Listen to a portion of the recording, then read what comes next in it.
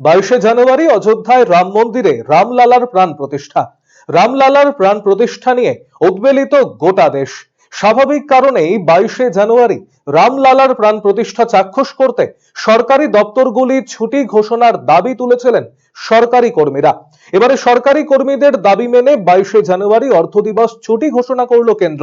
ওই দিন বেলা 2:30 পর্যন্ত ছুটি ঘোষণা কেন্দ্রের। বেলা 2:30 পর্যন্ত ছুটি থাকবে কেন্দ্রীয় সরকারি দপ্তর, কেন্দ্রীয় সরকারি শিক্ষা প্রতিষ্ঠান এবং শিল্প প্রতিষ্ঠানগুলিতে। বেলা 2:30 পর থেকে কেন্দ্রীয় সরকারি দপ্তরে চালু থাকবে কাজ। বৃহস্পতিবার কেন্দ্রের তরফে এই বিষয়ে জারি করা হলো নির্দেশিকা। 22শে জানুয়ারি রামলালার প্রাণ প্রতিষ্ঠার অনুষ্ঠান সরকারি এবং বেসরকারি টিভি চ্যানেলগুলিতে সরাসরি সম্প্রচার করা হবে বলেও কেন্দ্রের তরফে বিজ্ঞপ্তি দিয়ে জানানো হয়েছে। অযোধ্যায় এখন সেজে উঠেছে রাম মন্দির এলাকা। রামলালার প্রাণ প্রতিষ্ঠা নিয়ে এখন থেকেই চড়ছে উদ্দীপনার পারদ। ইতিমধ্যেই সেজে উঠেছে সরযূ নদীর তীর, সেজে উঠছে রাম মন্দির চত্বর। রাম মন্দির এলাকায় ক্রমেই বাড়ছে জনজোয়ার।